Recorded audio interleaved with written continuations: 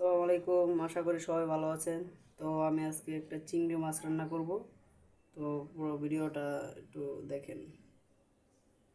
আমি এখানে পেঁয়াজ এবং লবণ দিয়ে হালকা একটু ভেজে নিয়েছি। এখন আমি এখানে মানে হলুদ মরিচের গুঁড়া এগুলো দিয়ে একটু কষিয়ে নেব। প্রথম জিরা গুঁড়া দিয়ে নিচ্ছি একটু হালকা পরিমাণ, ধনে গুঁড়া, হালকা একটু মরিচের গুঁড়া দিচ্ছি, হলুদ দিয়ে নিচ্ছি, হলুদ একটু বেশি দিলাম কালার হওয়ার জন্য। তারপরে আমি এটাকে এখন কষিয়ে নেব ভালো করে।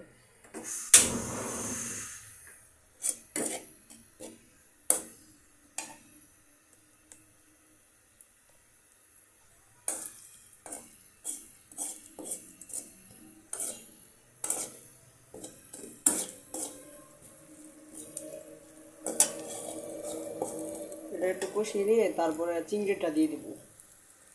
চিংড়ির সাথে আমি একটু আলু দেব। আপনারা চাই আলু নাও দিতে পারেন, আমি একটু হালকা আলু দিয়ে নেব। এখানে আলু কেটে রেখেছি। তো এখন আমি আলুটা একটু দিয়ে দেবো। আলু আগে দিয়ে একটু সিদ্ধ হওয়ার জন্য একটু কষিয়ে দেবো।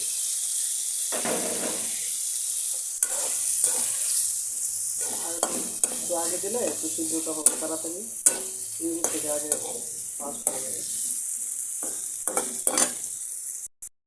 এখন আমি কিছুক্ষণ 2-3 মিনিট ঢাকনা দিয়ে ঢেকে রাখবো, তাড়াতাড়ি হয়ে যায়।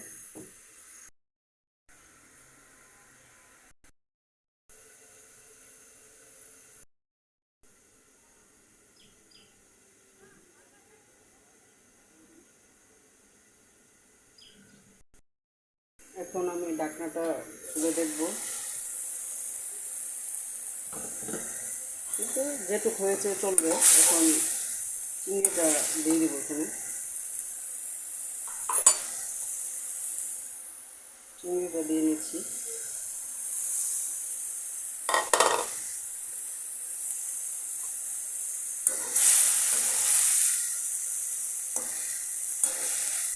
এখন শুধু এটাকে নাড়াচাড়া দিয়ে আর কি ভাজবো পুরাটা।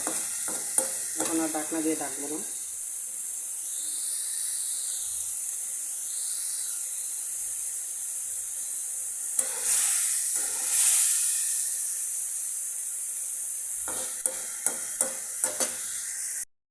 কাঁচামরিচটা আমি একটু পরে দেবো, কারণ ঝালটা পুরোপুরি যাতে না হয়, হালকা ঝাল হয়।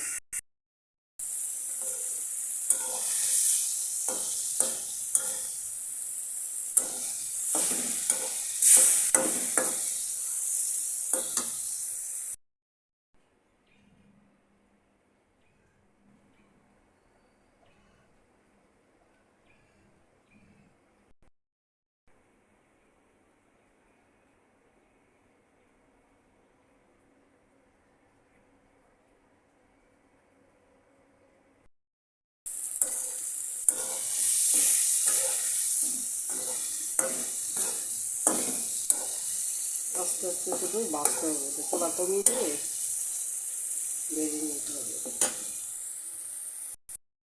আপনারা চাইলে চিংড়ি দিয়ে আপনারা লতা খেতে পারবেন, তারপরে পুঁই শাক দিয়ে সবজির মতো রান্না করে খেতে পারবেন, অনেকভাবেই খাওয়া যাবে। এখন আমি একটু কাঁচামরিচ দিয়ে দেবো ফুল দিয়ে।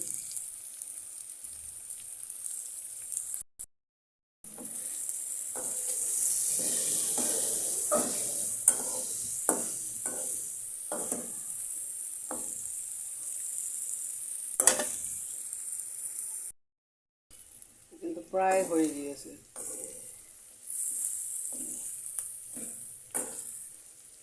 কালারটা সুন্দর হবে, লাল হবে।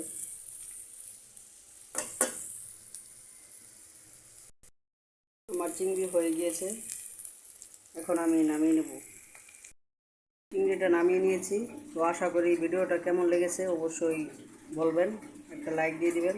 টাটা, বাই বাই, আল্লাহ হাফেজ।